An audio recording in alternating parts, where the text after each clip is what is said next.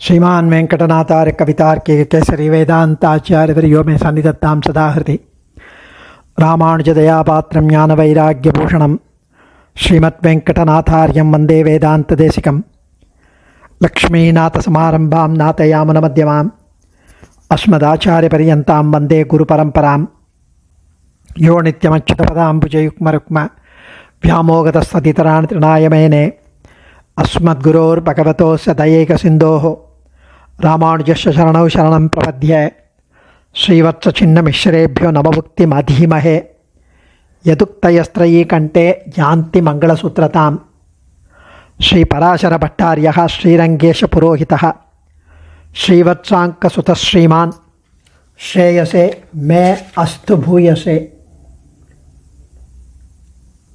இந்த அடுத்த ஸ்லோகம் 39வது ஸ்லோகம்.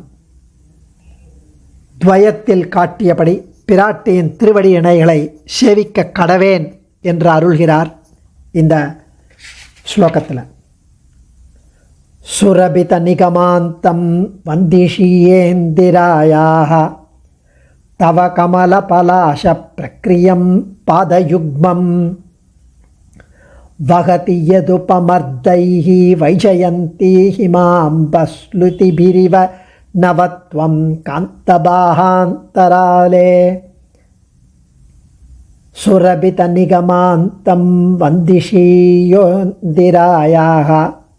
வந்திஷியேந்திராயாக தவ கமல பலாஷ பிரக்ரியம் பாதயுக்மம் भगति सदुपमर्दैः वैजयन्ती हिमाम्बस्लुतिभिरिव नवत्वं प्लुतिभिरिव नवत्वं कान्तबाहान्तराले. प्लुतिभिरिव நவத்வம் அப்படிங்கிறார். புளுதிபி அதாவது ஹிமாம்பகான பனி நீரின் நனைத்தல்களாலே. we will go through the meaning. சுரபித நிகமாந்தம் வந்திஷியேந்திராயாக அதாவது எம்பெருமானுடைய திருமார்பிலே நீங்காமல் நிற்கும் நீங்காது இருக்கும் பிராட்டியை சரணம் புகிறார் இந்த ஸ்லோகத்தில். பிராட்டியின் திருவடிகளில் சரணமடைகிறார் இந்த ஸ்லோகத்தில். துவயத்தில் காட்டினபடி பிராட்டியின் திருவடி இணைகளை சேவிக்க கடவேன் என்று அருள்கிறார். ஸ்ரீ ரங்கநாச்சியாரே, சகல ஐஸ்வர்யங்களையும் தரக்கூடியவராகிய தேவரீர், திருவடிகளை வணங்கி துதிக்க கடவேன், துதிப்பேன். அத்திருவடிகள் எப்படிப்பட்டது அப்படின்னா, வேதாந்தங்களை எல்லாம் பரிமளிக்கச் செய்வது, வேதாந்தங்களுக்கெல்லாம் நறுமணம் கொடுப்பது இது, வேதாந்தங்களால் அறியத்தக்கது இது, தாமரை இதழ் போல அழகுமிக்கது இது. கணவனுடைய திருமார்பிலே விளங்கும் வைஜயந்தி என்ற வனமாலை, அவருடைய எம்பெருமானுடைய திருமார்பில் வைஜயந்தி மாலை இருக்குது. அந்த வனமாலை இந்த திருவடி படுறதுனால வாடாமல் வதங்காமல் இருக்கிறது. அது இல்லாமல் பனி நீர் தெளித்தாற் போல எப்போவுமே மலர்ந்து பூ போல விளங்குகிறது, மலர்ந்த பூ போல. ஏன்னா பிராட்டியோட திருவடி அப்படியே பட்டுண்டே இருக்கு அந்த வனமாலையில். இதனால் பிராட்டி எம்பெருமான் மார்பை விட்டு பிரியாது இருப்பது தெரிய வருகிறது, பரம சௌக்குமாரியமாக இருப்பது சொல்லப்படுகிறது. ரொம்ப ஆச்சரியமான அனுபவம். சுரபித நிகமாந்தம் வந்திஷியேந்திராயாக தவ கமல பலாஷ பிரக்ரியம் பாதயுக்மம் வகதி யதுபமர்தைஹி வைஜயந்தி ஹிமாம்ப ப்ளுதிபிரிவ நவத்வம் காந்தபாஹாந்தராலே. இந்திராயாக எம்பெருமானின் செல்வியான ஸ்ரீ ரங்கநாச்சியாரான தவ தேவரீருடைய சுரபித நல்ல வாசனையோடு என்றும் பிரியாதிருக்கும்படி செய்யப்பட்ட நிகமாந்தம், தேவரீருடைய வாசனையோடு என்றும் பிரியாதிருக்கும்படி செய்யப்பட்ட நிகமாந்தம், வேதாந்தங்களால் புகழப்பட்டு மணக்கின்ற வேதாந்தங்களை உடையது. ஸோ வேதாந்தங்களால் புகழப்பட்டு மணக்கின்ற பிராட்டியார் அப்படின்னு தெரிவிக்கிறார். கமல பலாஷ பிரக்ரியம், கமல பலாசன தாமரை இதழ்களுக்கு ஒத்ததுமான பாதயுக்மம் திருவடி இணையை வந்திஷிய வணங்குவேனாக. இதை கமல பலாஷ பிரக்ரியங்கிறத அந்த விரல்களுக்கு கூட சொல்லலாம். அப்படி தாமரை இதழ் போன்ற விரல்களை உடைய திருவடி இணையை வணங்குவேனாக. யத் உபமர்தைஹி எந்த திருவடிகளின் துவைத்தல்களால் அந்த திருவடி மிதிப்பட்டு எந்த திருவடியின் துவைத்தல்களால் அதை மிதிப்பட்டு காந்த தேவரீரின் மணாளனான எம்பெருமானுடைய பாகாந்தராலே 2 தோள்களின் நடுவே திருமார்பில் வைஜெயந்தி எப்போதும் நினைப்பவருக்கும் சொல்பவருக்கும் சேவிப்பவர்களுக்கும் வெற்றியை தருவான வைஜெயந்தி எனப்பட்ட வனமாலை தேவரீருடைய திருவடியால் மிதிக்கப்பட்டு ஹிமாம்பகா பனிநீரின் புளுதிபிகி நனைத்தல்கள் போல உம்முடைய திருவடியை அப்படி பனி நீரில் நனைக்கிற மாதிரி பன்னீர் தெளிக்கிற மாதிரி அவ்வளவு மிருதுவாக இருக்கான். அந்த வனமாலையில் பட்டு அந்த திருவடியில் பட்டு அந்த பன்னீர் தெளிச்சா மாதிரி அப்படியே விகசித்த அப்போதுதான் மலர்ந்தது போன்ற புதுமையை தாங்கி வருகிறதோ அந்த வனமாலை என்று அனுபவிக்கிறார் சுவாமி. எவ்வளவு அழகான ஒரு அனுபவம். அம்மா இந்திரே எம்பெருமானின் செல்வியான ஸ்ரீ ரங்கநாச்சியாரான தேவரீருடைய நல்ல வாசனையோடு என்றும் பிரியாதிருக்கும்படி செய்யப்பட்ட வேதாந்தங்களை, அதாவது வேதாந்தங்களால் புகழப்பட்ட மனத்தை உடைய தாமரை இதழிற்கே ஒத்தான திருவடியினையை நான் வணங்குவேன்.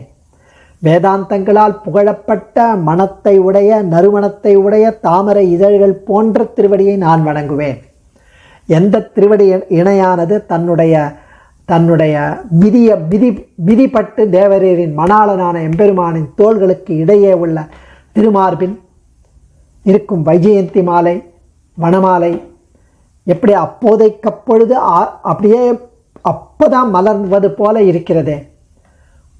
ஸோ பிராட்டியின் திருவடி இணையை கடஸ்ருதி முதலியன காட்டுகிறது. அகாரேண உச்சதே விஷ்ணுகோ சர்வலோகேஸ்வரோ ஹரிஹி உதிர்த்தா விஷ்ணுனா லக்ஷ்மிஹி உகாரேண உச்சதே ததா மகாராஸ்து தயோர்தாசகா இதி பிரணவலக்ஷணம். அகாரத்தினால் எல்லா உலகங்களுக்கும் ஈஸ்வரனாகிய விஷ்ணு சொல்லப்படுகிறான். உகாரத்தினால் பகவானால் எப்போதும் தாங்கப்படும் லக்ஷ்மி சொல்லப்படுகிறான். மகாரத்தினால் ஜீவாத்மா தாசன் என்பது மகாரத்தின் பொருள். இது பிரணவ லட்சணம். இந்த பிரணவத்தில் மத்தியம அக்ஷரமான நடுவிலுள்ள உகாரம் லக்ஷ்மி வாச்சகமாக சொல்லுகிற கடஸ்ருதி வாக்கியத்தை ஆராய்ந்தால் இருவரையும் பெருமாள் பிராட்டி 2 பேரையும் குறித்து இந்த ஜீவாத்மா சேஷன் என்று இங்கு வெளிப்படையாக தெரிகிறது. அதான் சுவாமி தேசிகன் மூலமந்திராதிகாரத்தில் கடஸ்ருதி வாக்கியத்தை உதாகரிக்கிறார். இதிலிருந்து என்ன தெரிகிறதுனா, வேதம் பிராட்டியை உகாரத்தால் சொல்லப்படும் பிராட்டியை காட்டுகிறது. அப்படி காட்டுவதனால்தான் வேதங்களுக்கு நறுமணம் ஏற்பட்டது என்கிறார் பட்டர் இந்த ஸ்லோகத்தில். வேதம் வேதாந்தமெல்லாம் பிராட்டியையும் காண்பிக்கிறது, அதனால தான் வேதத்துக்கு பெருமை என்கிறார். இந்த திருவடிகளால் வேதங்களுக்கு ஏற்பட்ட நன்மைகளை இப்படி கூறினார் பட்டர். தவ கமலபலாஷ பிரக்ரியம் பாதயுக்மம். பிராட்டியின் திருவடிகள் தாமரை இதழை ஒத்ததாக உள்ளது. அதாவது மென்மை, நறுமணம், சுவை, தேன், குளிர்ச்சி, இனிமை, நிறம், அழகு எல்லா நன்மைகளும் தாமரை இதழ்களுக்கு உண்டு. அத்தனை பெருமைகளும் எப்படி தாமரை இதழுக்கு ஏற்பட்டது அப்படின்னா, பிராட்டிக்கு ஆசனமாக இருக்கு. பத்மப்ரியே பத்மினி பத்மஹஸ்தே பத்மாலயே பத்மதலாய தாட்சே விஸ்வப்ரியே விஷ்ணு மனோனுகூலே தொப்பாத பத்மம்மயி சந்நிதத்ஸ்வா. ஸ்ரீ சுத்தம் சொல்கிறது பிராட்டிக்கு ஆசனமாயும் திருக்கைகளால் தாங்கப்படுவதாயும். சாதாரணமாக ஒரு பூக்கே இவ்வளவு நறுமணம் மென்மை ஏற்றம் உண்டுனா பிராட்டியின் சம்பந்தத்தை பெற்ற நித்தியமாக பெற்றான்ற தாமரைக்கு அது இல்லாமல் இருக்குமா? பகவத் பக்தர்களை கண்டால் சந்தனம், புஷ்பம், நிலவு, இதெல்லாம் தென்றல், இதெல்லாம் பார்க்கும்போது என்ன ஒரு சந்தோஷம் மனசில் வருமோ அந்த சந்தோஷம் பாகவதர்களை பார்த்தால் இருக்கணும். பகவத் பக்தர்களை காணுவான் என்று சுவாமி தேசிகன் சாஸ்திரிய நியமன அதிகாரத்தில் தெரிவிக்கிறார். நிலவு தென்றல் போலவும், நிலவை கண்டவுடன் குளிர்ச்சியும், தென்றலை கண்டவுடன் இதமும், அபிமத விஷயங்கள் பிடிச்ச விஷயங்களை கண்டால் ஏற்படும் மகிழ்ச்சியும், அதுபோல பாகவதர்களை கண்டால் மனசில் ஏற்படணும் என்கிறார். இப்படி ஒரு ஏற்றத்தை திவ்ய தம்பதிகளின் அனுகிரகத்தினால்தானே இதுக்கெல்லாம் கிடைச்சது. நிலவுக்கும் தென்றலுக்கும் மலர்களுக்கும் புஷ்பத்திற்கும் எல்லாருக்கும். வகதியத் உபமர்த்தை வைஜயந்தி ஹிமாம்ப பிருத்திபி இவனவத்வம் காந்த பாகாந்தராலே எம்பெருமான் திருமார்பில் இடம் கொண்ட பிராட்டியை தவிர வேறு யாரால் எம்பெருமான் திருமார்பில் இடம் பெற முடியும்? வேறு யாரால் பெற முடியும்? இன்ஃபேக்ட் இந்த இடத்துல எருத்துக்கொடையாடையானும் பிரமனும் இந்திரனும் மற்றும் ஒருத்தரும் இப்பிறவி நோய்க்கு மருந்தருவாரும் இல்லைன்னு நேற்று சொன்னோம்ல. விஷ்ணு புராணமே தெரிவிக்கிறது. கா சாந்தியா துவாம் ரிதே தேவி சர்வ யஜ்ஞமயம் வபுகு அத்தியாஸ்தே தேவதேவஸ்ய யோகி சிந்தியம் கதாபிருதா ஸ்ரீ விஷ்ணு புராணத்தில் காட்டப்பட்டது. அதாவது எருத்துக்கொடியானும் பிரமனும் எம்பெருமான் திருமேனியிலிருந்து தோன்றியவர்கள். அஜஸ்ய நாபாவாத்யேகமர்ப்பிதம் யத்ர விஸ்வம் பவத்யேக நீதம் என்று எம்பெருமான் நாபி கமலத்திலிருந்து பிரம்மன் தோன்றினானாம். லலாட்டா த்ரையக்ஷா சூலபாணி புருஷோ அஜாயத என்று சைலாலி பிராமணத்திலால் எம்பெருமான் நெற்றியிலிருந்து சிவன் தோன்றினான் என்று ஸ்ருதிகள் தெரிவிக்கிறது. எம்பெருமான் நெற்றியிலிருந்து சிவனை எம்பெருமான் படைத்ததை ஸ்ருதிகள் காட்டுகிறது. அதுபோல பிராட்டியை போன்று அவர்களுக்கு நித்தியவாசம் கிடையாது திருமேனியில். இவர்கள்லாம் அப்படி தோன்றினார்கள், அவ்வளோதான். அதுக்கப்புறம் ஜீவாத்மா அந்த பொசிஷன் எடுத்துட்டு வெளியில் வந்தாச்சு. விஸ்வரூபம் எடுத்து சேவையை காட்டின போது அர்ஜுனனுக்கு எல்லா தேவர்களையும் காட்டினார். அதில் பிரம்மன் ருத்ரன் அவளும் இருந்தார். அதனால் பிராட்டி அந்த சமயத்தில் திருப்பார்க்கடத்தில் தோன்றின போது அவர்களுக்கு முன் அப்சரசுகள் தோன்றினார்கள். அவர்களை விட பேரழகியான பெரிய பிராட்டி அவதரித்ததும் இவளும் ஒரு அப்சரசு, இவளுக்கு நான் தான் வேணும்னு இந்திரன் போன்ற தேவர்கள் வர அப்படியே முயற்சி பண்ணுறான். பிராட்டி அவளால் லட்சியமே பண்ணல, அலட்சியம் பண்ணிட்டு எம்பெருமான் திருவயிற்றில் சேவையாகும் மடிப்புகளை படிக்கட்டாக கொண்டு மேலே ஏறி திருமார்பில் அமர்ந்தாள் என்று ஸ்ரீ விஷ்ணு புராணம் கூறுகிறது. இப்படிப்பட்ட பெருமை பெரிய பிராட்டியாருக்கே உண்டு.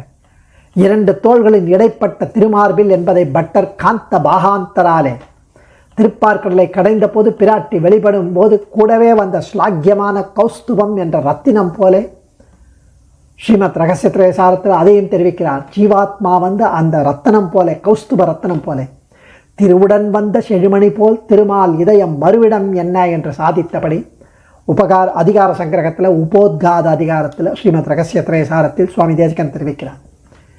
பிராட்டியுடன் தோன்றியதால் கௌஸ்துப ரத்னஸ்தானத்தில் உள்ள நாமும் ஜீவாத்மாவான நாமும் எம்பெருமான் பிரீத்திக்கு விஷயமானவர்கள். நம்மாழ்வார் தெரிவிக்கிறார், நமக்கும் பூவின் மிசை நங்கைக்கும் அன்பன் அப்படின்னு. நமக்கும் அன்பன், பூவின் மிசை நங்கைக்கும் அன்பன், பிராட்டிக்கும். பிராட்டி மேல் கொண்ட அனைத்து அன்பும் இவனுக்கு நம்மிடமும் உண்டு. காரணம், பிராட்டியோடு வெளிப்பட்டதால் அத்தகைய மார்பில் நமக்கும் இடம் தருவான் எம்பெருமான். இப்படி பெரிய பிராட்டியாரே இப்படி அந்த நாராயணனால் உண்டு பண்ணப்பட்ட அந்த புருஷன் பிரம்மா.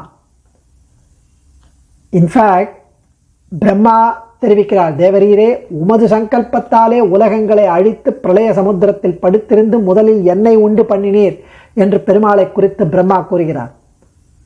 ஹரிவம்சத்தில் பிரமாணம் கை இதி பிரம்மணோ நாம ஈசோகம் சர்வதேகினாம் ஆவாம் தவாங்கே சம்பூதோ தஸ்மாத் கேசவ நாமவான். சிவன் வசனம், சிவன் சொல்லுகிறார், க என்று பிரம்மாவிற்கு பெயர், நான் சிவன், எல்லா பிராணிகளுக்கும் ஈசன் என்று சொல்வார்கள். நாங்கள் இருவரும் தேவரீருடைய திருமேனியிலிருந்து உண்டானவர்கள், அதனால்தான் தேவரீருக்கு கேசவன் என்ற திருநாமம் உடையவரானீர் என்பதிலிருந்து பிரம்மருத்ராதிகள் எம்பெருமானின் திருமேனியிலிருந்து தோன்றியதாக அவர்கள் வாயாலேயே சொன்ன பிரமாணம். எம்பெருமான் நெற்றியிலிருந்து சிவனை எம்பெருமான் படைத்ததை ஸ்ருதிகள் காட்டுகிறது. லலாட்டா திரையக்ஷ சூலபாணிகை புருஷோ அஜாயத்தான்.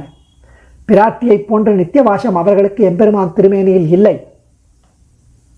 ஸோ தாமரையை காட்டிலும் பெருமாளின் திருமார்பிலும் வாழ்வதால் எம்பெருமானின் திருமார்பு தாமரை வாசனையை உடையதாக ஆயிற்று என்று கவி வெங்கடாத்வரி உற்சவ ஸ்தபகத்தில் சாதிக்கிறார். ஸோ இந்த வைஜெயந்தி என்ற வனமாலையை, வைஜெயந்தி ஹிமாம்ப ப்ளுதி பீரிவ நவத்வம் பகதி, வைஜெயந்தி என்ற வனமாலையை எப்பொழுதும் எம்பெருமான் தரித்திருக்கிறான். வனமாலீகதி ஷார்கி என்று கூறப்படுகிறது. திருமார்பில் உள்ள பிராட்டி தன் திருவடிகளால் அடிக்கடி மிதிக்கப்படும் நிலையில் இந்த வனமாலை இருந்தாலும் இந்த வனமாலை கசங்காது, வாட்டமடையாது. அவள் மிதிக்கிறாளேன்னு அப்படியே கிரைண்ட் ஆகாது.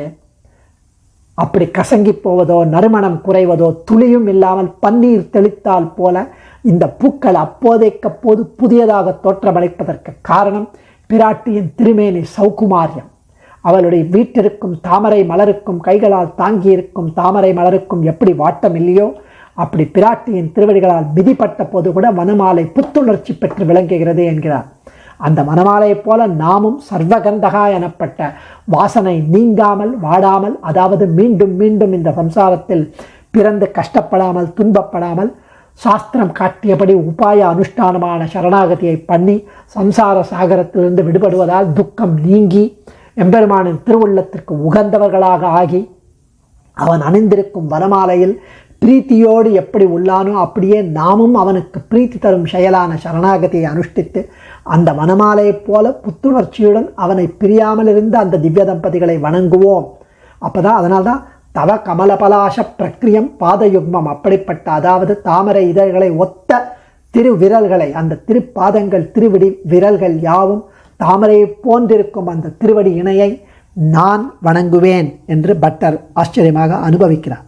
அடியேன் ஆச்சாரியன் திருவடிகளே சரணம். கவிதார்க்கிக சிம்ஹாய கல்யாண குணசாலினே ஸ்ரீமதே வெங்கடேஷாய வேதாந்த குரவே நமக.